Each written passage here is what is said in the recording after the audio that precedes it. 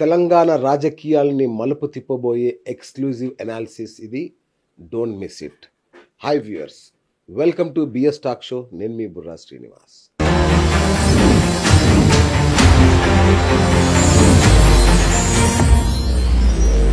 కల్వకుంట్ల కవిత, కేసీఆర్ కుటుంబంలో పుట్టిన ఈ కార్చిచ్చు అనేది బీఆర్ఎస్కి లాభమా నష్టమా? అసలు ఈ పరిణామంతో ఎవరు లబ్ధి పొందబోతున్నారు? అధికార కాంగ్రెస్ పార్టీయా, అధికారం కోసం ఎదురు చూస్తున్న బీజేపీనా? అసలు ఇది కుట్ర లేదంటే వ్యూహమా? కవిత సస్పెన్షన్ అనేది కుట్రనా, వ్యూహమా? అసలు ఏం జరుగుతుంది తెలంగాణ రాజకీయాల్లో? కవిత అడుగులు ఎటువైపు పడనున్నాయి? ఆమె నిజంగా కొత్త పార్టీ పెట్టబోతున్నారా? ఇలాంటి ప్రశ్నలతో ఓటా CEO senior journalist Kambalapalli Krishna గారు ఇటీవల సంచలన సర్వే నిర్వహించారు. అందులో విస్తుపోయే విషయాలు, వాస్తవాలు బయటకు వచ్చాయి. మరి కవిత రాజీనామా తెలంగాణ రాజకీయాలను ఎటువైపు మలుపు తిప్పబోతుంది అనేది ఈ యొక్క ఇంటర్వ్యూ, అలాగే ఈ యొక్క సర్వే సారాంశం. మరి కంబాలపల్లి కృష్ణ గారి ఈ యొక్క విశ్లేషణలో ఏం బయటపడిందో చూద్దాం. అన్న నమస్తే, ఎలా ఉన్నారన్న? సూపర్. చాలా రోజుల తర్వాత సర్వేతో బయటకు వచ్చారు. సో మరి కవిత రాజీనామాకు కూడా సర్వే చేయాలని ఎందుకు అనుకున్నారు? నిజంగా అంత ఇంపాక్ట్ ఉందా ఇది? వాస్తవానికి మొదలు పెట్టడం మంచి ప్రశ్నతో మొదలు పెట్టాం. ఎందుకంటే ఎందుకు సర్వే కవిత విషయంలో ఎందుకు చేయాల్సి వచ్చింది అన్నప్పుడు, ఎందుకంటే ఇటీవల కాలంలో అన్ని పెయిడ్ సర్వేలు నడుస్తున్న టైంలో ఈ విషయాన్ని నేను కూడా క్లారిటీ ఇవ్వటం మంచిది. ఒకటి ఏంటంటే, తెలంగాణ రాజకీయాల్లో రేవంత్ రెడ్డి పరిపాలన రేపు డిసెంబర్కి 2 సంవత్సరాలు పూర్తవుతుంది. ఇటీవల కాలంలో జరిగిన మేజర్ డెవలప్మెంట్ ఏమైనా ఉందంటే పంచాయతీ ఎన్నికలు, అది ఎప్పటి నుంచో వాయిదా పడుతూ వస్తుంది. కానీ ఎప్పుడైతే కవిత రెండోసారి అమెరికా వెళ్ళి వచ్చిందో అప్పటికి ఒక లేఖ, ఆమె రాసిన లేఖ అనేది లీక్ కావటం, ఆ లేఖ పైన ఆమె నేరుగా తెలంగాణ భవన్లో కూర్చొని తనపై కుట్రలు జరుగుతున్నాయని చెప్పిన తర్వాత కూడా బీఆర్ఎస్ పార్టీ నుంచి ఎటువైపు యాక్టివిటీ లేదు, రియాక్షన్ లేదనేది మనకు ఆమె కూడా చెప్తుంది, బయట కూడా చూస్తున్నాం. సో అలాంటి టైంలో ఈరోజు ఏంటంటే, ఇవాళ మనము ఒక వార్డు మెంబర్నో, ఒక ఎంపీటీసీనో, జెడ్పీటీసీనో సస్పెండ్ చేయలేదు. బీఆర్ఎస్ పార్టీ సస్పెండ్ చేసింది కవితని.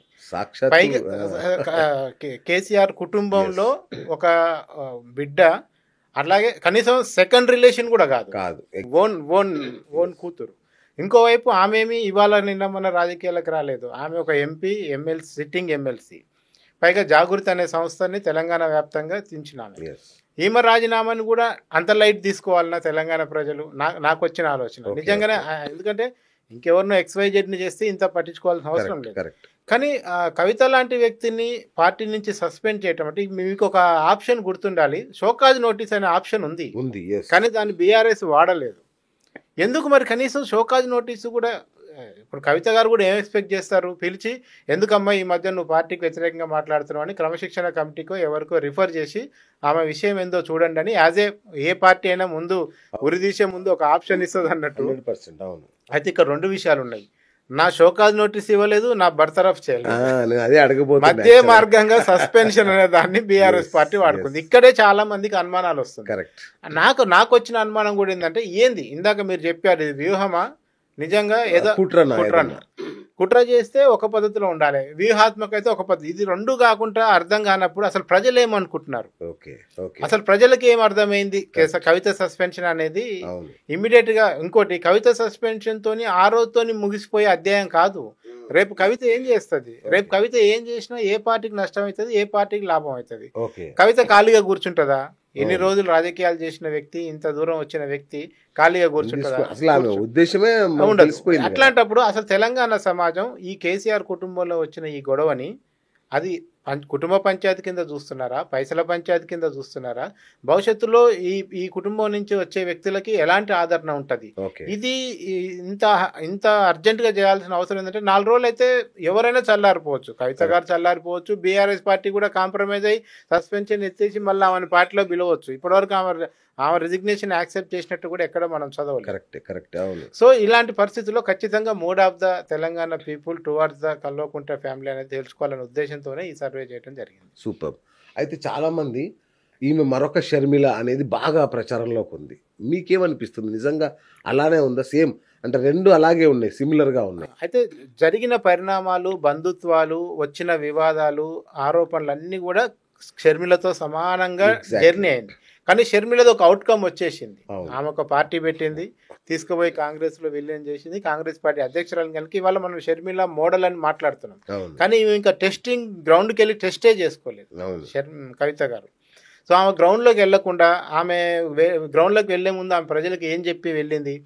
ఇప్పుడు మీరు అంటే చూస్తారు అడుగులు అలాగే పడుతున్నాయి కదా ఆటోమేటిక్. ఇప్పటివరకు జరిగిన జర్నీ అంతా షర్మిలతో సమానంగా జరిగింది. అవును. ఈవెన్ వచ్చిన కుటుంబంలో వచ్చిన తగాదాలు కానీ ఏ పంచాయతీ కారణాలు ఏదైనా కానీ సేమ్ ఉంది. కానీ అవును. ఈమె ఇంకొక పార్టీ పెట్టలేదు, ఆ పార్టీని నడిపిస్తుందా లేదా, లేదు పలా పార్టీని ఇంకో దాంట్లో విలీనం చేస్తుందా, అసలు ఇప్పుడు ఈమె డైరెక్ట్ పార్టీ పెడుతుందా, ఇంకో పార్టీలో జాయిన్ అయిపోతుందా, అది. లేదా ఒక ఇండిపెండెంట్ ఫోర్స్గా ఉండి కేవలం రాజకీయాలు మాట్లాడుతూ ప్రెషర్ బిల్డప్ చేస్తా అనేది ఇప్పటివరకు ఆమె నోటి నుంచి అయితే ఏం రాలేదు. Correct, correct. అయితే ఎక్కువ మంది ఆలోచిస్తుంది అయితే ఆమె కొత్త పార్టీ పెట్టుకుంటుంది, ఖచ్చితంగా ఆమె రేపు అవును. రాజకీయంగా ఇంకొక ప్రాంతీయ పార్టీని తీసుకొస్తుంది అన్న ఉద్దేశంలోనే ఉన్నారు. అవును. సో అందుకని మనం ఇప్పుడే షర్మిల లాగా అవుతుందా లేదంటే, షర్మిలకు ఇప్పటి వరకు పోలికలు ఉన్నప్పటికీ నెక్స్ట్ స్టెప్స్లో షర్మిల చేసిన తప్పులు కవిత చేస్తా లేదనే దాన్ని బట్టి కూడా అటు ఇది కూడా ఆధారపడి రాజకీయ ఉంటుంది. భవిష్యత్తు ఆధారపడి ఉంటుంది. ఉంటుంది. సో ఇక తండ్రిగా, పార్టీ అధ్యక్షుడిగా కేసీఆర్ తీసుకున్న ఈ నిర్ణయం ఏదైతే ఆమె సస్పెన్షన్ అనేది, అది ఏమన్నా రాజకీయ చతురత అనుకోవాలా, లేదంటే బీజేపీ పార్టీకి భయపడి, లేదంటే వాళ్ళ ఒత్తిడికి తలొగ్గి కవితని సస్పెండ్ చేశాడా? ఇది అందరి మనసులో ఉంది ఈ ప్రశ్న. అంటే ఒకటి, కవితను నేరుగా సస్పెండ్ చేయటం నిజంగా రాజకీయంగా తప్పిదమే అనిపిస్తుంది నా వరకు నాకు అనిపిస్తుంది. ఎందుకంటే ఆప్షన్స్ ఆర్ దేర్. మీరు ఆమె తెలంగాణ భవన్లో కూర్చొని నాపై కుట్ర జరుగుతుంది అన్నప్పుడే మీరు ఇంటికి పిలుచుకొని కేటీఆర్ వర్కింగ్ ప్రెసిడెంట్ కూర్చోబెట్టి నీకేమైనా బాధ ఉంటే ఇక్కడ చెప్పాలి, కానీ అంత ఓపెన్ ఫోరంలో పార్టీ ఆఫీసులో కూర్చొని ఒక ఆడబిడ్డ నాకు అన్యాయం జరుగుతుందని చెప్తేనే మీరు స్పందించలేదు. అవును. మరి ఇది వ్యూహమా? జరగని ఏంటి ఆమె వైపు నుంచి ఆమె అంటే చేసుకుంటూ ఆమె జగదీష్ రెడ్డి మీదనో ఇంకెవరి మీద ఆరోపణలు చేయలే. ఫస్ట్ సాక్షాత్తు వాళ్ళ అన్న, సాక్షాత్తు ఇంకొక అన్న, సాక్షాత్తు బావ, వీళ్ళ మీద కదా ఆమె కామెంట్ చేసింది. కరెక్ట్. మరి కేసీఆర్ ఎలా రియాక్ట్ అవ్వాలి దానికి? అట్లయినా కానీ కూర్చోబెట్టి మాట్లాడాల్సిందే కదా. మీరు ఒకటి రెండు రకాలు కూడా మీరు కూర్చోబెట్టి మాట్లాడాలి. ఒకటి కరెక్ట్. సొంత కూతురు పార్టీకి ఇబ్బంది కలిగిస్తుందా, మీరు కూర్చోబెట్టి మాట్లాడాల్సిందే. సొంత ఎమ్మెల్సీ పార్టీకి ఇబ్బంది చేస్తున్నా మాట్లాడాల్సిందే. మీరు ఆ రెండు పనులు చేయకుండా ఆమె చెప్పిన తర్వాత కూడా మీరు దానికి ఎలాంటి రియాక్షన్ ఇవ్వకుండా పోతే నువ్వు ఉన్నా లేకున్నా ఒకటే అనే ఫీలింగ్ మీకే ఉందేమో, ఆమెకు వచ్చిందేమో నాకు అనిపిస్తుంది. Okay, okay. నువ్వు ఏం మాట్లాడినా రియాక్షన్ రావట్లేదంటే నువ్వు మాట్లాడినా మాకు పెద్ద వాల్యూ లేదని ఆ రోజు పార్టీ ఫీల్ అయిందా, కుటుంబం ఫీల్ అయిందా అనేది ఇప్పుడు జరిగిన పరిణామాలు చూస్తే అర్థమవుతుంది. Correct, correct. అయితే బీఆర్ఎస్ శ్రేణులు ఎలా స్పందిస్తున్నాయంటే, కవిత వల్ల పార్టీకి ఫుల్ డ్యామేజ్ జరిగింది అని ఫీల్ అవుతున్నారు. నిజంగా కవిత వల్ల పార్టీకి అంత డ్యామేజ్ జరిగిందా? అసలు ఇంత సీనియర్ నాయకురాలు, ఇంత పెద్ద నాయకురాలు లేకపోవడం వల్ల పార్టీకి ఎంత నష్టం జరిగింది అసలు? రెండు యాంగిల్స్ ఉన్నాయి. కవిత చేసిన కామెంట్స్ వల్ల, మాట్లాడుతున్న వల్ల జరిగే డ్యామేజ్ ఒకటి, కవిత వెళ్ళిపోతే జరిగే డ్యామేజ్ ఒకటి. రైట్. ఇందులో మీరు సడన్ గా చూడండి, అప్పటి వరకు తెలంగాణ భవన్లో కనిపించిన వాళ్ళందరూ కూడా సడన్ గా తెలంగాణ భవన్లోకి వచ్చి కవిత గారిని తిట్టడానికి ప్రెస్ మీట్ పెడుతున్నారు. అంటే ఇది పార్టీ గైడ్ లైన్స్ లేకుండా ఒక వ్యక్తి వచ్చి పార్టీ ఆఫీస్లో కూర్చొని కవిత గారి గురించి మాట్లాడటం అనేది అసంభవం.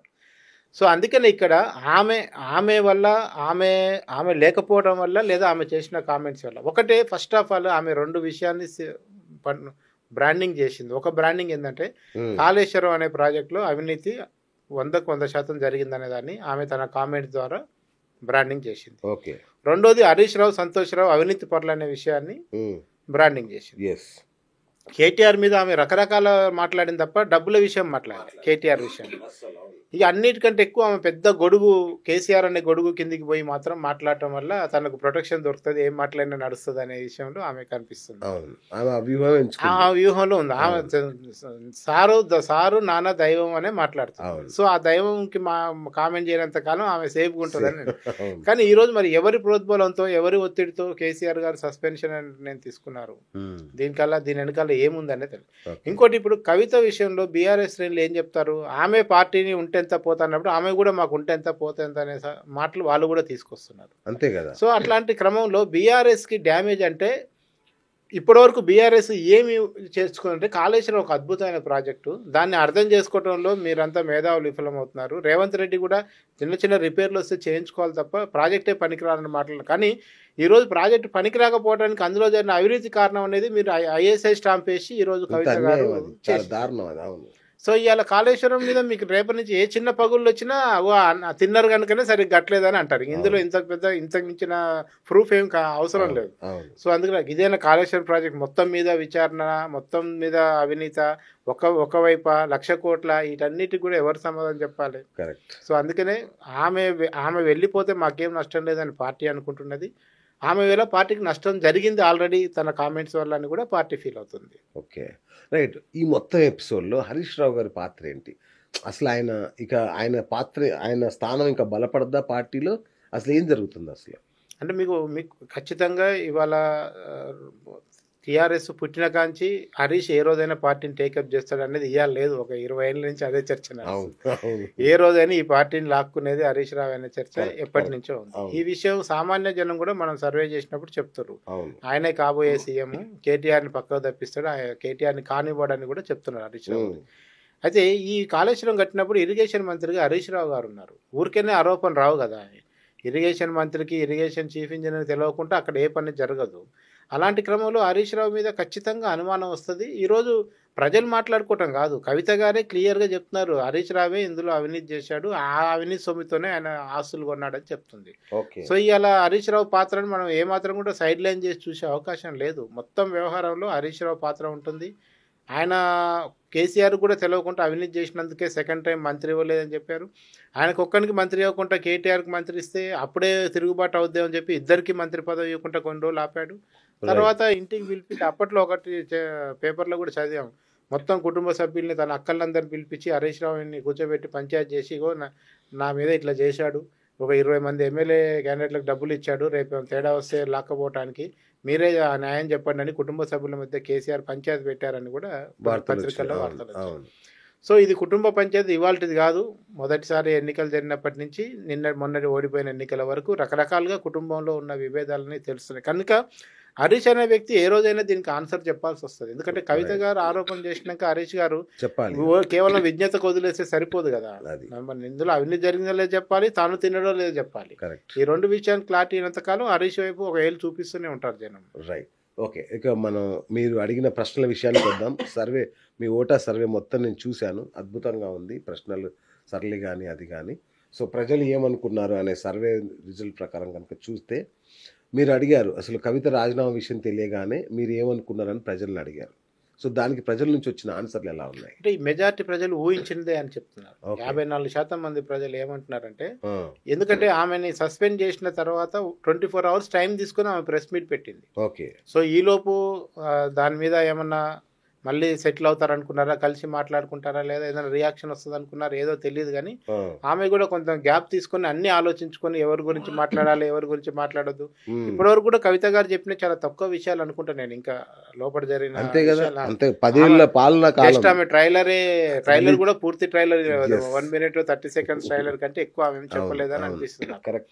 సో అందుకనే ఆమె జనం ఏమనుకుంటున్నారంటే, ఆమె ఇంకా ఆప్షన్ ఏం లేదు, ఆమె ఖచ్చితంగా ఆమె నిర్ణయం తీసుకుంటారు అనేది, రాజీనామా చేస్తారనే విషయం అందరికి ఎక్కువ మంది ఊహించారు. పెద్దగా షాక్ గురైన వాళ్ళు పెద్దగా అబ్బా ఇట్లా జరిగిందా అనుకునే వాళ్ళు 10-12% కంటే ఎక్కువ లేరు. ఒక 20% వరకు అయితే మాకు పెద్దగా ఆసక్తి లేదు, అదొక ఇంటి వ్యవహారం అన్నట్టుగా ఉన్న వాళ్ళు కూడా ఉన్నారు. రైట్. కవిత రాజీనామా వల్ల బీఆర్ఎస్ పార్టీ బలహీన పడిందా అనేది మీ రెండో ప్రశ్న.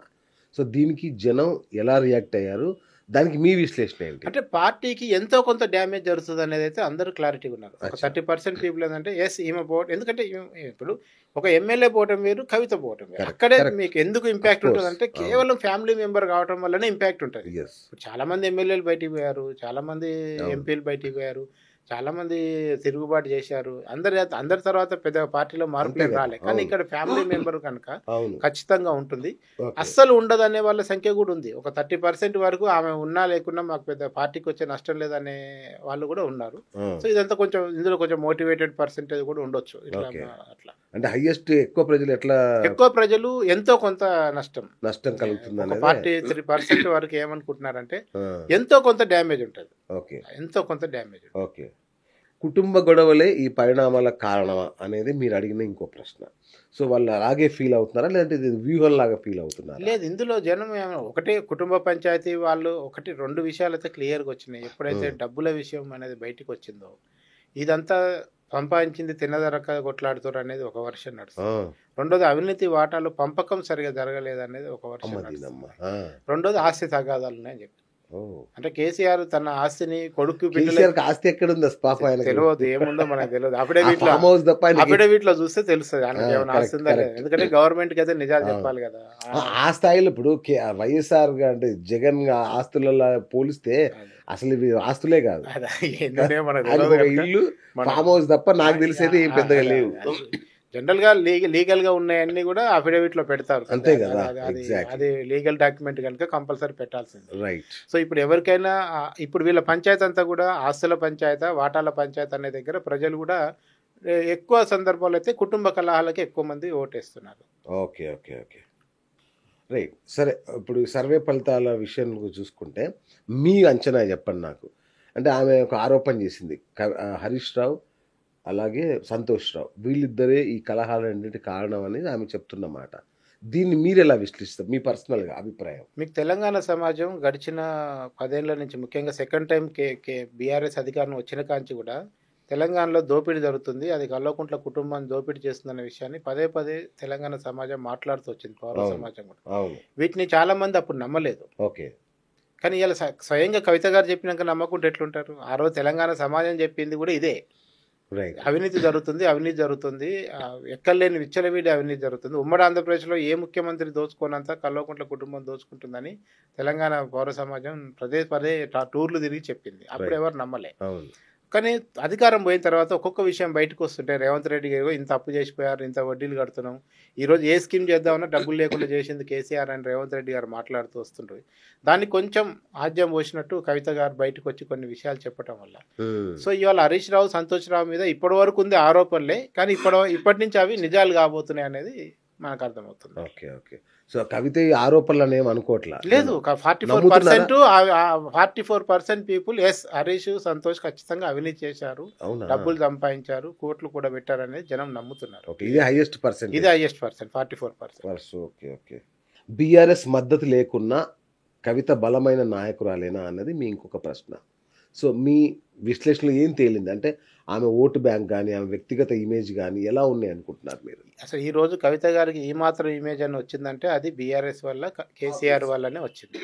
ఇప్పటికి కూడా ఆమె కేసీఆర్ నీడన ఎదగడానికి ట్రై చేస్తున్న మొక్కలాగానే ఉంది తప్ప అవును. కేసీఆర్ను కూడా ఆమె ఇంకేం వ్యతిరేకించట్లేదు. అవును. సో అందుకనే వితౌట్ బీఆర్ఎస్ కవిత ఏంటంటే మనకు 25% కూడా ప్రజలు ఆమె పట్ల సానుకూలంగా ఇవ్వలేదు. ఓ 43% వరకు ఆమె అంత బలమైన నాయకురాలు కాదని చెప్పారు. ఒక 22% వరకు చెప్పలేము, ఎట్లయినా ఏదైనా జరగవచ్చు. ఎందుకంటే రేవంత్ రెడ్డి లాంటి వ్యక్తే 4 ఏళ్లలో సీఎం అయ్యాడు బయట నుంచి వచ్చి. అవును అవును కరెక్ట్. అట్లాంటి సొంత పార్టీలోంచి ఒక మనిషి బయటకు వచ్చి సీఎం కావడానికి పెద్దగా అంత టైం కూడా పట్టకపోవచ్చు, లేదంటే లీడర్షిప్గా ఎదగడానికి అంత టైం పట్టదు.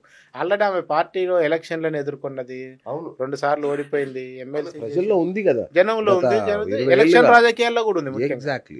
ఎలక్షన్ రాజకీయాలు ఉన్నప్పుడు వ్యవస్థ నడపడం కూడా తెలిసి ఉంటుంది. అవును.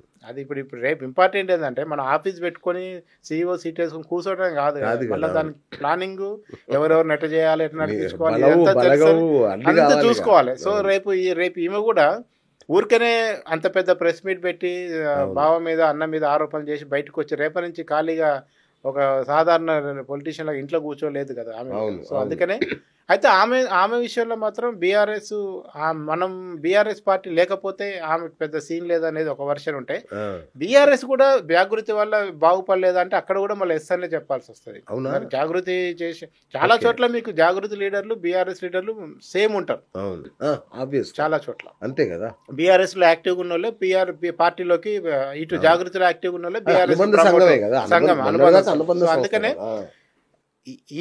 ఈమె వల్ల పార్టీకి ఎంత లాభం జరిగిందో ఈమె పార్టీ వల్ల అంతకంటే ఎక్కువ లాభపడింది అనేది కూడా వాస్తవం. వాస్తవం. రైట్.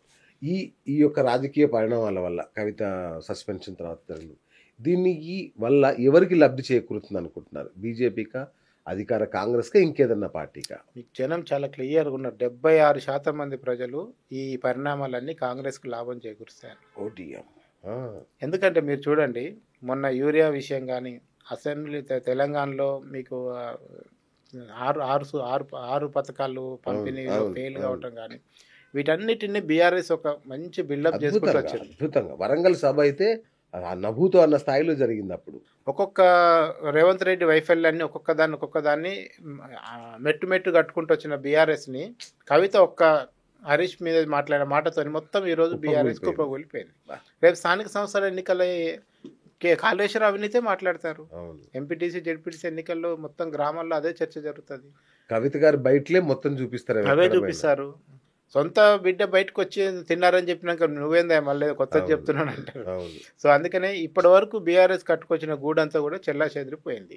సో రేపు ఇది స్థానిక సంస్థలు ఇంకోటి అసలు రేపు వచ్చే ఎన్నికల నాటికి బీజేపీ బీఆర్ఎస్ ఉంటుందో ఉండదో, బీజేపీలో విలీనం అయిద్దన్న విషయాన్ని కూడా కవితే మాట్లాడుతుంది. అవును, వచ్చే ఎన్నికల నాటికి ఖచ్చితంగా ఇక్కడ తెలంగాణలో బీజేపీకి అనుకూలమైన వాతావరణం రావాలంటే బీఆర్ఎస్ కనుక ఫీల్డ్లో ఉంటే నష్టం అనుకుంటే బీఆర్ఎస్ కూడా మూవ్ చేస్తారని కదా.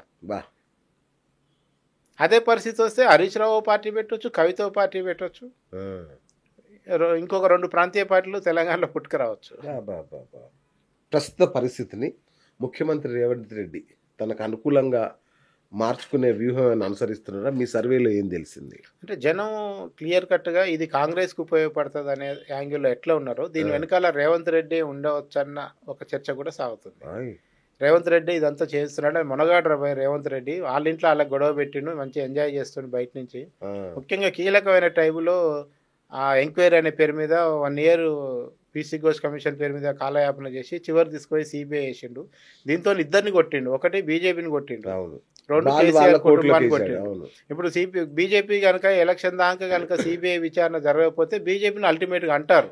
అంటే దర్యాప్తు సంస్థల్ని కొంచెం కంట్రోల్ చేస్తుంది కేంద్రం అనే మాట వస్తుంది కనుక. సో ఇప్పుడు సిబిఐ కూడా అత్యంత వేగంగా దీన్ని దర్యాప్తు చేసి దీంట్లో దోషులు ఎవరో తేల్చకపోతే రేపు ఎన్నికల నాటికి మళ్ళీ బీజేపీకే కష్టం అవుతుంది తెలంగాణలో చెప్పుకోవటానికి. సో ఇందులో ఉన్న దోషులను చేయాలంటే ఫస్ట్ కేసీఆర్ని పట్టుకోవాలి, సెకండ్ హరీష్ రావుని పట్టుకోవాలి, తర్వాత ఈఎన్సీ అధికారులను పట్టుకోవాలి. సో ఇవన్నీ అరెస్టులు కింద ఇప్పుడు జరిగితే అది రాజకీయంగా ఎవరికి ఉపయోగపడుతుంది అది కూడా చూడాలి. సో అందుకనే రేవంత్ రెడ్డి చర్య వల్ల ఒక నష్టం ఉంది, ఒక లాభం ఉంది అనేది అంచనా వస్తుంది జనంలో. తెలంగాణలో బాగా బలపడాలని బీజేపీ ఎదురు చూస్తుంది. ఇప్పుడు ఈ కవిత ఎపిసోడ్ బీజేపీకి ఆయుధమా, లేదంటే కవితను పార్టీలో చేర్చుకొని వాళ్ళు బలపడాలని చూస్తారు? ప్రజలు ఏమనుకుంటున్నారు? అంటే నాకు తెలిసి నాకున్న సమాచారం ప్రకారం కవితని లిక్కర్ కేసులో ముందు పార్లమెంట్ అప్పుడే జాయిన్ కమ్మని బీజేపీ నుంచి ఒత్తిడి వచ్చినట్లు. అవునా, కేసీఆర్ కూడా చెప్పాడు బీజేపీ నుంచి ఒత్తిడి వస్తుందని చెప్పారు. సో అంటే కవితని ఇప్పుడు కొత్తగా జాయిన్ చేస్తే బీజేపీలో జాయిన్ చేసుకొని ఆమెకి ఏదైనా ప్రొజెక్షన్ ఇవ్వాలి. అయితే అప్పుడు వీటన్నిటికీ 10 ఏళ్లలో జరిగిన అన్నిటికి కూడా కవిత సమాధానం చెప్పాల్సి వస్తుంది ఒకవేళ కవిత బీజేపీలో చేరితే. అందుకనే బీజేపీ ఈ పరిణామాలను కనుక ఎన్కాష్ చేసుకోవాలనుకుంటే సిబిఐ దర్యాప్తు అనేది వేగం జరగాలి, కేసీఆర్ కుటుంబం నుంచి ఏదో ఒక అరెస్ట్ జరగాలి, అప్పుడు మాత్రమే బీజేపీని ప్రజలు నమ్ముతారు.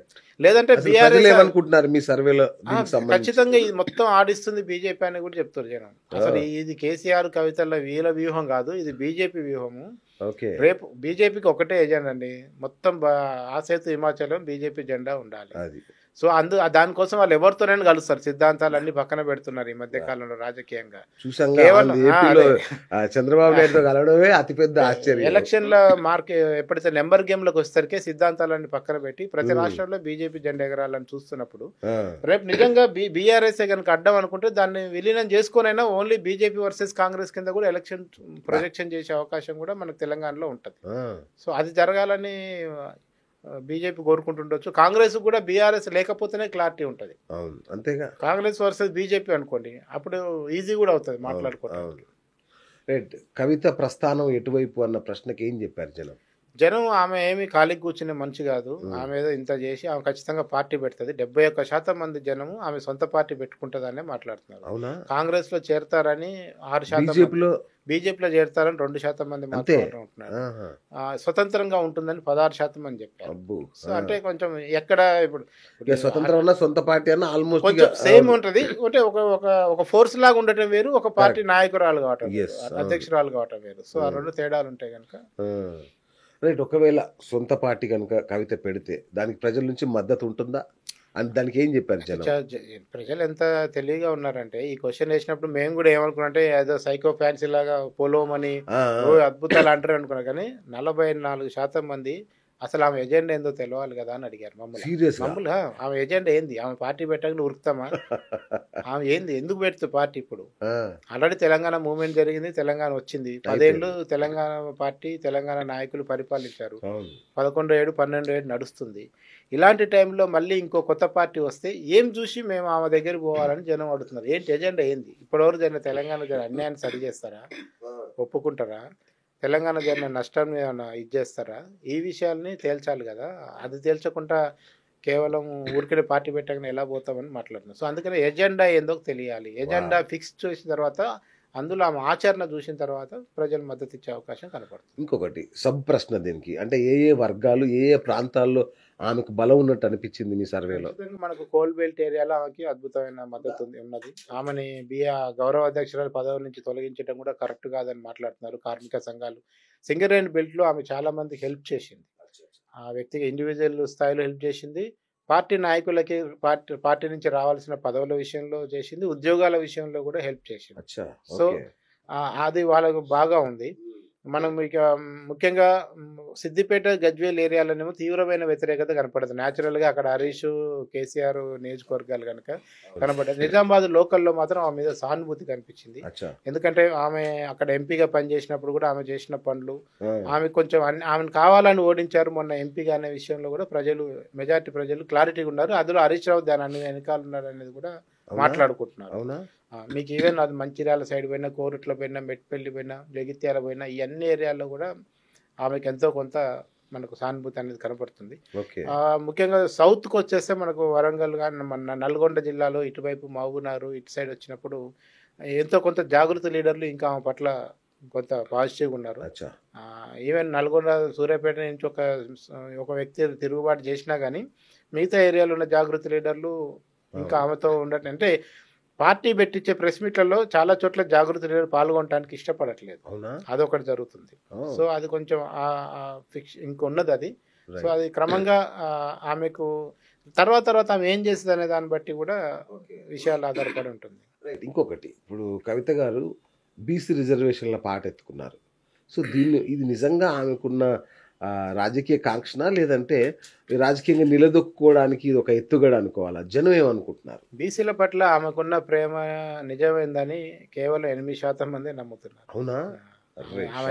నిజమైన పెద్ద, ఎందుకంటే ఎన్నడూ అసలు ఓవరాల్ గా బీఆర్ఎస్ పార్టీకే బీసీల మీద ప్రేమ లేదనేది ఒక విమర్శ ఉంది. ఇంకా కవిత ఈ 10 ఏళ్లలో ఎన్నడూ బీసీల గురించి మాట్లాడకుండా ఇప్పుడు సడన్ గా తను ఏదో అక్కడ ఫ్రస్ట్రేషన్ గురవుతుంది, తనకు అక్కడ ఉడకబోస్తుందని బయటకు వచ్చి బీసీ గాలి పీలుస్తా అంటే కుదరదు అనేది మాట్లాడుతున్నారు. ఆమె కేవలం రాజకీయ స్వార్థం కోసమే 41% మంది రాజకీయ లబ్ధి కోసమే బీసీ ముచ్చట ఎత్తుతుందని కూడా చెప్పారు. ఒక 32% మంది బీసీ ఎజెండా ప్లస్ సొంత రాజకీయ ఉద్దేశంతో మాట్లాడుతుందని చెప్పారు. సో అందుకనే ఈమెను బీసీ విషయంలో ఇమ్మీడియట్ గా అయితే ఎవరు నమ్మట్లేదు. 8% అంటే చాలా నెగ్లిజిబుల్, అది పెద్ద లెక్కలో తీసుకోవాల్సింది కాదు. ఈమె రాజకీయ లబ్ధి కోసం మాట్లాడుతున్న విషయంలో క్లారిటీగా ఉన్నారు. రైట్. ఈ లిక్కర్ స్కామ్ ఆరోపణలు ఏవైతే ఉన్నాయో ఆమె రాజకీయ భవిష్యత్తు మీద ఎంత ప్రభావం చూపిస్తాయి? రాజీనామా, లిక్కర్ స్కామ్ ఒకటేనా, రెండు వేరు వేరా? ప్రజలు ఎట్లా చూస్తున్నారు? ఇప్పుడు లిక్కర్ స్కామ్ లో ఆమె పూర్తిగా నిర్దోషిగా బయటపడితే తప్ప ఆమెను ఎవరు నమ్మరండి, అది క్లియర్. ఆమె 100% ఇందులో ఆమె ఛార్జెస్ ఏది కూడా, ఆమె మీద ఫ్రేమ్ చేసిన ఛార్జెస్ ఏది కూడా ప్రూవ్ కాకుండా కేసు కొట్టేసేంత వరకు ఆమె మీద ఈ మచ్చ ఉంటుంది. రేవంత్ రెడ్డికి నోట్ల కట్ట మచ్చ ఎట్లుంటుందో, చంద్రబాబుకి వెన్నుపోటు మచ్చ ఎట్లుంటుందో, ఈమెకు ఆ మచ్చ ఉంటుంది. ఇది ఎప్పుడు క్లియర్ అవుతుంది అంటే కోర్టులు, సుప్రీంకోర్టులు, అక్కడున్న దర్యాప్తు సంస్థలు 100% ఆమె క్లీన్ చిట్ ఇచ్చిన రోజు మాత్రమే ఇది పోతుంది. ఈ లోపు అయితే ఆమెకి లిక్కర్ స్కామ్ నుంచి పోయే అవకాశం లేనే లేదు. సో అందుకనే జనం కూడా క్లియర్ గా ఆమె అమాయకురాలు అనేవాళ్ళు 6 నుంచి 8% ఉన్నారు. అది ఒక నెగ్లిజిబుల్ పర్సెంట్. అంటే ఆమె ఏం తప్పు చేయలేదు అనే దాంట్లో 6 to 8% ఉన్నారు. మిగతా వాళ్ళందరూ కూడా ఈమెకు ఎంతో కొంత భాగస్వామ్యం ఉంటుంది అన్న వాళ్ళు అబోవ్ 50% ఉన్నారు. ఖచ్చితంగా నమ్ముతున్న వాళ్ళు ఒక 23% ఉన్నారు. ఎస్ ఆమె దోషి దాంట్లో అనేది ఒక 23% నమ్ముతున్నారు. Okay, right. ఇప్పుడు కవిత నిష్క్రమణ తర్వాత బీఆర్ఎస్ పార్టీలో కేసీఆర్, కేటీఆర్ వీళ్ళ వ్యూహాలు ఎలా ఉండాలి? వీళ్ళు ఎదుర్కోబోయే సవాళ్ళు ఎట్లా ఉంటాయి? వాళ్ళకు మెయిన్ సవాలు 2, ఒకటి కుటుంబాన్ని కంట్రోల్ చేయాలి, 2 పార్టీని గ్రిప్ లో పెట్టుకోవాలి. ఈ రెండిట్లో కుటుంబాన్ని కంట్రోల్ చేసే విషయంలో హరీష్ స్టెప్స్ ఏముంటాయి అనేది వాళ్ళకి చాలా కీలకం.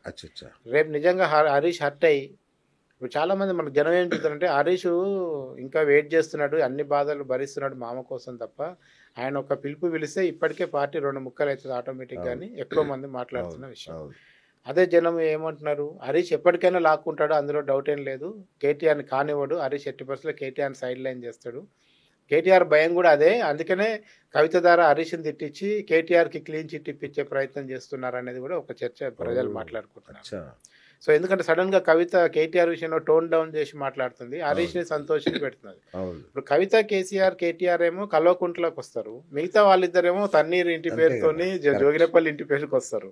సో ఇది మన చేతుల్లోనే విషయం ఉండాలంటే బయట నుంచి వచ్చిన ఇద్దరు బయటికి పోవాలనే ఒక కాన్సెప్ట్ ని పార్టీ నడుపుతుందేమో అన్న ఒక ఆశ ప్రజలు కింది స్థాయిలో మాట్లాడుకుంటున్నారు. అది ఎంతవరకు వర్కౌట్ అయింది, ఎందుకంటే ఇప్పటి వరకు మనం మాట్లాడిన ప్రతి పదం కూడా జనం చెప్పింది, మన సొంతంగా మాట్లాడట్లేదు. ఇప్పుడు ఈ పరిణామం అనేది పార్టీ క్యాడర్ ద్వితీయ శ్రేణిలో ఏమన్నా స్థైర్యం దెబ్బతీసే అవకాశం ఉందా? ప్రజలు ఏమనుకుంటున్నారు మొత్తం మీద? అంటే ఒకటేనండి, బీఆర్ఎస్ లో 10 ఏళ్ళు ఎంజాయ్ చేసిన సెక్షన్ ఒకటి ఉంది, రకరకాల పదవులు, పార్టీ పదవులు కానీ కార్పొరేషన్ పదవులు కానీ ఎంజాయ్ చేసిన సెక్షన్ ఒకటి ఉంది. సరే, కుటుంబంతో దగ్గరుండి వీళ్ళు ఏదైనా అవినీతి చేసి అందులో పాలు పంచుకున్న ప్రజాప్రతినిధులు కూడా ఉండొచ్చు, వాళ్ళు తర్వాత దశలో వివిధ స్కామ్లలో ఉన్న వాళ్ళు. ఎందుకంటే ఒక 4-5 ఇంపార్టెంట్ స్కామ్లు బయటకు వచ్చాయి బీఆర్ఎస్ అధికారం పోయినాక, వాటిలో ఇన్వాల్వ్ ఉన్న మంత్రులు వాళ్ళ పరిస్థితి ఏందనేది ఒకటి. కొంతమంది ఆల్రెడీ కాంగ్రెస్కి దగ్గర అయ్యి మాట్లాడుకున్నారు అనేది కూడా ఒకటి వినపడుతూనే ఉంది. ఇప్పుడు రేపు భవిష్యత్తు బీఆర్ఎస్ అనుకొని బతుకుతున్న వాళ్ళ పరిస్థితి ఏందనేది చాలా ఇంపార్టెంట్. రేపు వస్తుంది మనోభావాలను రికార్డ్ చేశారా వాళ్ళు ఏమనుకుంటున్నారు? స్థానిక సంస్థలు ఎన్నికలు వస్తున్నాయి, ఒక్క సర్పంచ్ మీద మొదలు పెడితే మిగతా అన్ని పార్టీ గుర్తుతోనే జరుగుతాయి. రేపు బీఆర్ఎస్ తరఫున పోతే మనం ఎవరి గ్రూపు, హరీష్ గ్రూపా, కేటీఆర్ గ్రూపా, కేసీఆర్ కవిత గ్రూపా అనేది ఒక సమస్య. సరే, కవితే పార్టీలోంచి దూరం జరుగుతుంది కనుక రేపు ఎవరు నమ్మాలి? ఇప్పుడున్న ఇప్పుడు అసలు కల్వకుంట్ల కుటుంబంలో మీకు అక్కడ ఉండే లీడర్లతో మీరు మాట్లాడితే ఆఫ్ ది రికార్డు, ఇక అక్కడ గేట్లకు రాగానే నువ్వు అక్క దగ్గర తిరుగుతావు కదా, ఇటు ఎందుకు వచ్చినవరా అని అడుగుతారట. సీరియస్ నువ్వు అన్న దగ్గర ఉంటావు కదా, ఇటు ఎందుకు వచ్చినావు? నాకు తెలిసి నా మిత్రుడు కనుక చెప్తున్నా, రాజీవ్ సాగర్ విషయంలో అదే జరుగుతుంది అనుకుంటున్నాను. ఇప్పుడు రాజీవ్ సాగర్ డైరెక్ట్ గా కవిత గారిని విమర్శిస్తున్నాడు. అవును. ఆయన ఇప్పుడు జాగృతికి ఆయన కార్పొరేషన్ పదవి తీసుకొని అసలు జాగృతి నుంచి బాగుపడ్డది ఆయన ఒక్కడే, ఆయన కూడా ఇప్పుడు జాగృతి ఉన్న బాధపడుతున్నారు. అసలు మనం మొదటి నుంచి ఉన్న వాళ్ళం పోయి మధ్యలో వచ్చిన రాజీవ్ సాగర్ బెనిఫిట్ అయినరా నాయన అనుకుంటున్న వాళ్ళు కూడా ఉన్నారు. సో అందుకనే కానీ ఒకటన్నా టెక్నికల్ గా ఒకసారి నేను ఒక ఇంటర్వ్యూలో చూసా, కేటీఆర్ గారి ఇంటర్వ్యూలో కవిత పార్టీలో లేదు, ఆమె జాగృతి ఆమెది, కవిత పార్టీలో లేరని ఒక మాట వాడారు. అది కరెక్టేనా? పార్టీలో లేని వ్యక్తులకు కూడా బీఫామ్లు ఇస్తారా మరి పార్టీ సింబల్ మీద పోటీ చేయడానికి? అంటే ఆమె ఒక అనుబంధ సంస్థకి చాలా సందర్భాలు, ఇప్పుడు కాంగ్రెస్ పార్టీలో మీకు బీఫామ్ ఇచ్చే ముందు కూడా సభ్యత్వ ఫామ్ నింపే సందర్భాలు ఉంటాయి. పార్టీ మనది అనుకున్నప్పుడు దాంట్లో రిసిప్ట్ చించావా లేదా అనేది ఎవడు చూడొచ్చాడు. ఇప్పుడు సంస్థాగతంగా పార్టీకి ఎన్నికలు జరిపినప్పుడు మీకు పార్టీలో మెంబర్షిప్ ఉందా లేదా అని తెలుస్తుంది. బీఆర్ఎస్ లో ఏనాడు పార్టీ స్ట్రక్చర్ నడిపారని పేరుకు ప్రధాన కార్యదర్శి సాక్షాత్ కేటీఆర్ గారు అన్నమాట నేను విన్నది. అంటే అక్కడ అట్లాంటి డిజోన్ ఓపెన్ గా చేసుకోవాల్సి ఉండే, ఆమె జాగృతి మాకు పార్టీకి సంబంధం లేదు అని. కానీ బీఫామ్ ఇచ్చి ఎంపీ చేశారు కదా, పార్టీ గుర్తున్న దీని మీద ఎమ్మెల్సీ చేశారు కదా, ఇంకా మీకు పార్టీకి సంబంధం లేదు అంటానికి కూడా అవకాశం లేదు. రైట్. ఇప్పుడు ఈ కవిత గారి ఆరోపణల నేపథ్యంలో హరీష్ రావు గారు అలాగే సంతోష్ రావు గారి పాత్ర ఎలా ఉండబోతుంది? ఇంకా కుటుంబ కలహాలు పెరిగే అవకాశం ఉంటుందా? వీళ్ళిద్దరు దూరం అవుతారా? ఏమనుకుంటున్నారు జనం? ఒకటి, కేసీఆర్ గారు ఎంతవరకు మళ్ళీ వీళ్ళని అంటే చాలా మంది ఎంత అమాయకంగా మాట్లాడతారంటే, సంతోష్ రావు హరీష్ రావు చేసిన అవినీతి ఈ రోజు వరకు కేసీఆర్ తెలియదా? ఒకవేళ అవినీతి జరిగి ఉంటే అనుకుందాం, జరిగిందని అనుకుందాం, జరిగితే కేసీఆర్ తెలియదా? కాళేశ్వరం లాంటి ప్రాజెక్టులో మెగా ఇంజనీరింగ్ సంస్థలు ఎవరెవరికి ఎక్కడెక్కడ ముడుపులు ఇస్తాయో కేసీఆర్ తెలియకుండానే ఇంత పెద్ద ప్రాజెక్ట్ నడిచిందా? అందుకే హరీష్ రావు గారికి 1 year పాటు మంత్రి పదవి ఇవ్వలేదు అని కవిత చేసిన కామెంట్ షాకింగ్ కామెంట్. అది బయట ఉన్న చర్చ, ఆమె దానికి ఎండార్స్ చేసింది. ఇంకోటి, అసలు భారతదేశంలో ఏ ప్రాజెక్టు కడితే లంచాలు ఎక్కువ ఉంటుందో జరిగింది చెప్పండి. ఇక అది అంటే ఇందులో జరగదని చెప్పు ఉండటానికి, అట్లా నేను లంచాలను సమర్థించట్లేదు. కేసీఆర్ తెలియకుండా జరిగింది అన్న దాన్ని నేను కూడా ఒప్పుకోను అంటున్నా. కేసీఆర్ తెలియకుండా జరిగింది, మొత్తం హరీష్ సంతోష్ చేశారంటే కూడా అది అంత అమాయకత్వాన్ని జనం కూడా ఏం ఒప్పుకోవట్లేదు. కేసీఆర్ కూడా తెలుసు, కాదు, జరిగినంత కాలం జరగనిచ్చారు, సాగినంత కాలం సాగింది, ఇప్పుడు తిరుగుబాటు వచ్చింది అంతే. రైట్. ఇప్పుడు ఈ మొత్తం సర్వేలో మీరు ఊహించిన దానికన్నా భిన్నంగా అంటే ఆశ్చర్యం కలిగించిన రిజల్ట్ ఏదన్నా ఉందా మొత్తం సర్వేలో? ఒకటి కవిత గురించి పోలోమని ఎక్కడైనా వస్తారేమో అనుకున్నాం కానీ ఎక్కడా రాలేదు, అదొకటి. ఓకే. రెండోది ఈవెన్ మొత్తం డిస్కార్డ్ చేస్తారేమో అనుకున్నాం కానీ అట్లా డిస్కార్డ్ కూడా చేయట్లేదు. So she in actively in debates. Okay. So any different type of sections లో మహిళల దగ్గర డిబేట్ లో ఉంది, రైతుల దగ్గర డిబేట్ లో ఉంది, ఉద్యోగుల దగ్గర డిబేట్ లో ఉంది, యూత్ లో డిబేట్ లో ఉంది. సో ఆమె డిస్కార్డ్ కాలేదు, ఓవర్వెల్మింగ్ కూడా లేదు. ఓకే. సో అట్లా ఆమె అనేది యాక్టివ్ ఉంది, లైవ్ లో ఉంది, అంతవరకు అయితే మాకు అర్థమైంది. రైట్. కవిత రాజీనామా తర్వాత రాజకీయ సమీకరణాలు ఎలా ఉంటాయి? ఉదాహరణకి ఉప ఎన్నికలు కావచ్చు, జూబ్లీహిల్స్ లాంటి ఉప ఎన్నికలు కావచ్చు, లేదంటే స్థానిక సంస్థల ఎన్నికలు కావచ్చు, ఏమైనా రాజకీయ సమీకరణాలు మారే అవకాశం ఉందా? అంటే ఒకటి, ఆమె ఇమీడియట్ గా ఏ పార్టీ పెట్టినా కానీ స్థానిక సంస్థల ఎన్నికలను ఎలాంటి ప్రభావితం చేయలేదు. ఎందుకంటే టైం సరిపోదు బేసిక్ గా. పార్టీ ఫ్లోట్ చేయటము, ఎజెండా పెట్టుకుని దాన్ని ఒక రూపురేఖలు తీసుకురావడానికి ఆమెకి అట్లీస్ట్ 1 year పడుతుంది. సో ఈ లోపే ఉప ఎన్నికలు కూడా జరిగిపోతాయి, స్థానిక సంస్థల ఎన్నికలు కూడా జరిగిపోతాయి. అయితే జూబ్లీహిల్స్ దగ్గరకు విషయానికి వచ్చేసరికి ఏంటంటే ఒక వర్గం ప్రచారం చేస్తుంది, అసలు కవితనే పోటీ చేసి ఎలా ఉంటది, పార్టీ జనం కూడా ఒకవేళ అక్కడ ఆమె పోటీ చేయకపోయినా ఆమె తరపున ఒక మనిషిని పెట్టి టెస్ట్ చేసుకుంటే ఆమె బలం కూడా ఎంతో తెలుస్తుంది అని. సో టెస్ట్ చేసుకోవాలంటే జూబ్లీహిల్స్ నియోజకవర్గం కరెక్ట్ కాదని నా ఉద్దేశం. ఎందుకంటే అది డిఫరెంట్, ఒక అర్బన్ ఉండేది, అందులో సెటిలర్లో వేరే ఉంటారు, ముస్లింల ఓట్లు ఉంటాయి, అదొక డిఫరెంట్ నియోజకవర్గం, చాలా డిఫరెంట్. అందులో ఒక కొత్త మనిషి టెస్ట్ చేసుకోవడానికి శాసించేది సెటిలర్లు ముస్లింస్ ఓట్లు. సో అందుకనే అక్కడ టెస్ట్ చేయటం అనేది కూడా సాధ్యం కాదు కనుక జూబ్లీహిల్స్ కి పెద్దగా ఆమె వచ్చిన ఎఫెక్ట్ ఉంటుందని నాకు అనిపిస్తుంది. ఇప్పుడు ఒకవేళ కవిత రాజకీయంగా బలహీన పడింది అనుకుందాం, అప్పుడు ఈ బీఆర్ఎస్ లోని అసంతృప్త నాయకులు ఏ పార్టీ వైపు వెళ్ళే అవకాశం ఉంది? అంటే మీకు ఇప్పటికి కూడా కవిత బలం పడాలంటే బీఆర్ఎస్ లో ఉన్న సెకండ్ క్యాడర్ రావాల్సిందే. ఎగ్జాక్ట్లీ. రాకుండా బీఆర్ఎస్ లోనో, బీజేపీలోనో, కాంగ్రెస్ లోనో అక్కడ సీట్లు దొరకని వారు, టికెట్ దొరకని వాళ్ళందరూ ఈమె దగ్గర జమ కావాల్సిందే. లేదు మొదటి నుంచే ఈమె సిద్ధాంతాలు, ఎజెండా నచ్చి వచ్చి నాయకులుగా స్థిరపడిపోతే వేరే ఉంటుంది. కానీ చాలా మంది ఏం చేస్తారు, లాస్ట్ టైంలో అక్కడిక్కడ బీఫామ్ రానోళ్ళు కూడా వచ్చిపోతారు. పోనీ రేపు ఇది ఒకటే పార్టీ అంటే ఇంకా రేపు బీసీ యాంగిల్లో కూడా ఒక పార్టీ వచ్చే అవకాశం కనపడుతుంది. సో ప్రాంతీయ పార్టీలు ఒక 2 అన్నా రేపు ఎలక్షన్ టైం కల్లా ఉంటాయి, జాతీయ పార్టీలతో పాటు 2 జాతీయ పార్టీతో బీఆర్ఎస్ తో పాటు ఇంకొక 2 మినిమం పార్టీలు రేపు 2028 ఎలక్షన్లు కొట్లాడతాయి. సో 5 పార్టీలు మినిమం ఉంటాయి కనుక అక్కడ సీట్ ఇక్కడ రావడం అవన్నీ చాలా కామన్ గా జరుగుతాయి. కానీ ఒక నిజంగా బీఆర్ఎస్ ఎప్పుడైతే నిర్మాణాత్మకంగా పార్టీ నడపలేదో, కవితనన్నా నిర్మాణాత్మకంగా పార్టీ నడుపుతుంది. మీరు చూడండి, టీడీపీకి చాలా స్ట్రక్చర్ ఉంటుంది, చాలా స్ట్రక్చర్ ఉంటుంది. కమ్యూనిస్టులకు ఎంత స్ట్రక్చర్ ఉంటుందో టీడీపీకి అంత స్ట్రక్చర్ ఉంటుంది.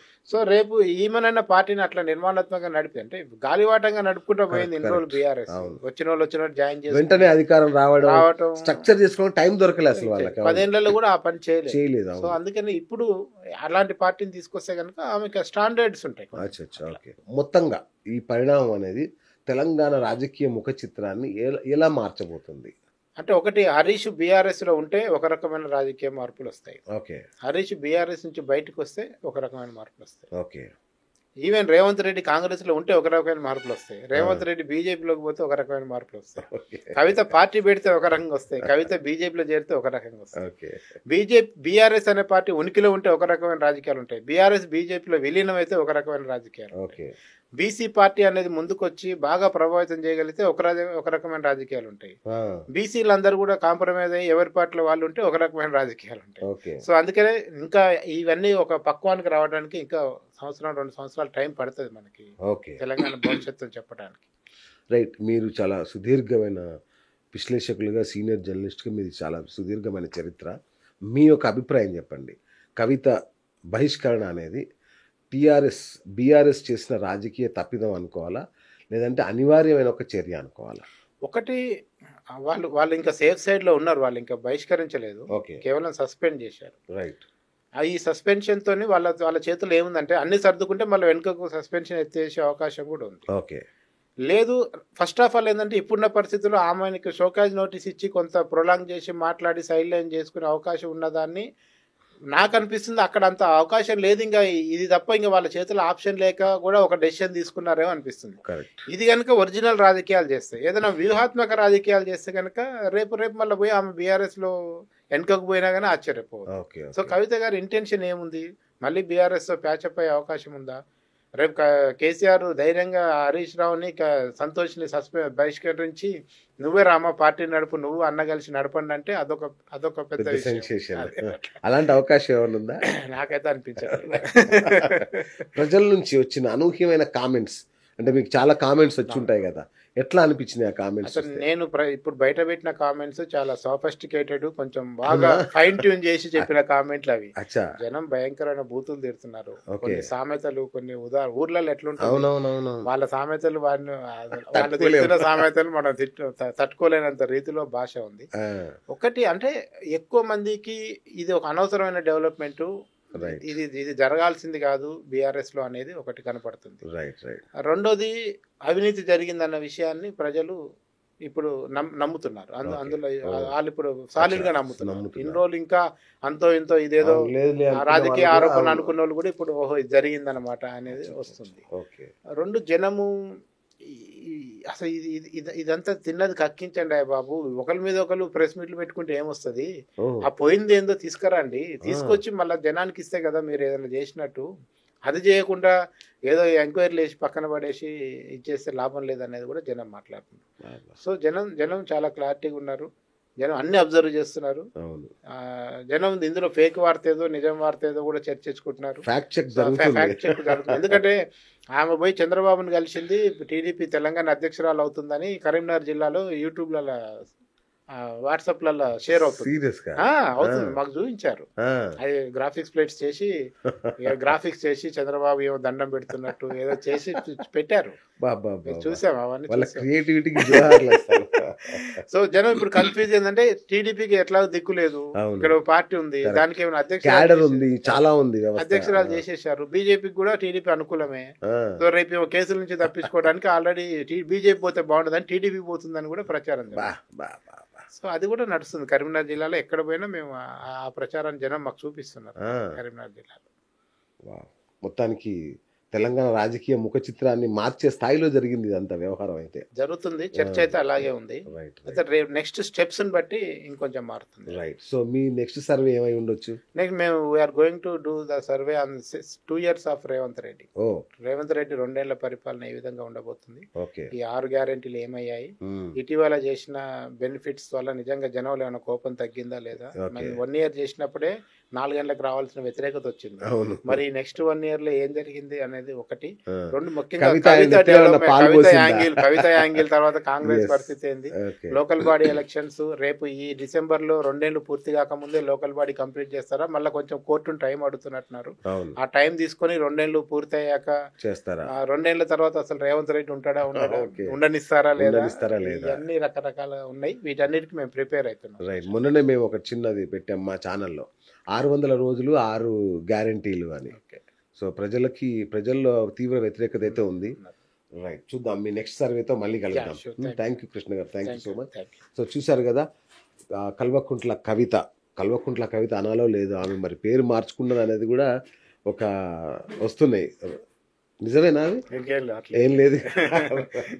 సో తెలంగాణ జాగృతి అధ్యక్షురాలు కవిత గారి రాజీనామా అనంతర పరిణామాలపై కంబాలపల్లి కృష్ణ గారి సర్వే విశ్లేషణ ఇది ఇవాళ బిఎస్ టాక్ షో. నేను మీ బిఎస్ సైనింగ్ ఆఫ్.